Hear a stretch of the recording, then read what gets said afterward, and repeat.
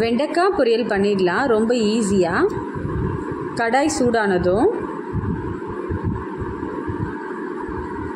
3 spoon எண்ணெய் ஊற்றிடுங்க.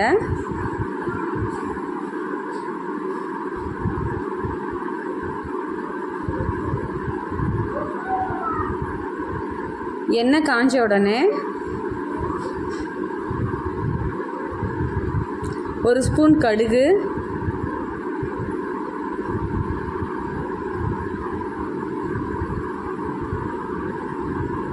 1 spoon உளுத்தம்பருப்பு, 1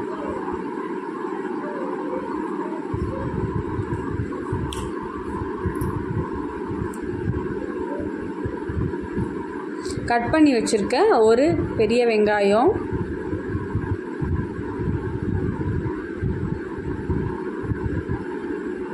வெங்காயம் நல்லா வதங்கட்டும்.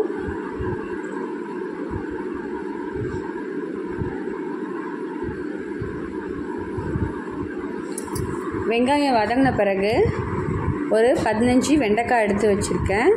அதை நல்லா பொடியாக கட் பண்ணி வச்சுருக்கேன். அதை ஆட் பண்ணிக்கோங்க. நிறைய பேருக்கு வெண்டைக்காய் குழ குழன்னு இருக்கிறதுனால சாப்பிட மாட்டாங்க.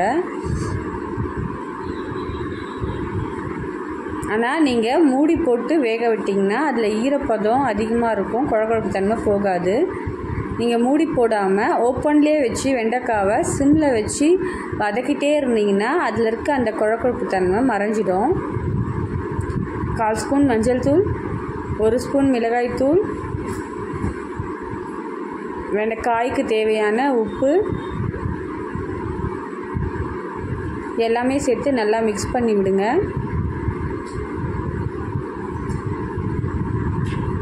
காயோட நல்லா ஒட்டட்டும்.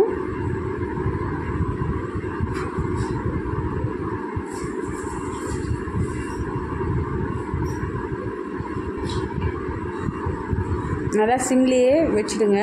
இப்போ பார்த்தீங்கன்னா தெரியும் காய் நல்லா வதங்கியிருக்கு. அந்த பிசுபிசுப்பு தன்மையும் நான் வதக்கும்போது தெரியல பாருங்கள். நீங்கள் வெண்டைக்காவை எடுத்து கையில் அழுத்தி பார்த்தீங்கன்னா மசிஞ்சிடுச்சுன்னா காய் வெந்துருச்சுன்னு அர்த்தம். இது மிளகா கிள்ளி சாம்பார், ரசம் சாதத்துக்கெலாம் ரொம்ப சுவையாக இருக்கும். வாரத்தில் 2 நாள் ட்ரை பண்ணி பாருங்கள். ரொம்ப ஹெல்த்தியும் கூட. ஒரு கைப்பிடி க்ளீன் பண்ண கருவேப்பிலை அதையும் சேர்த்துக்குங்க.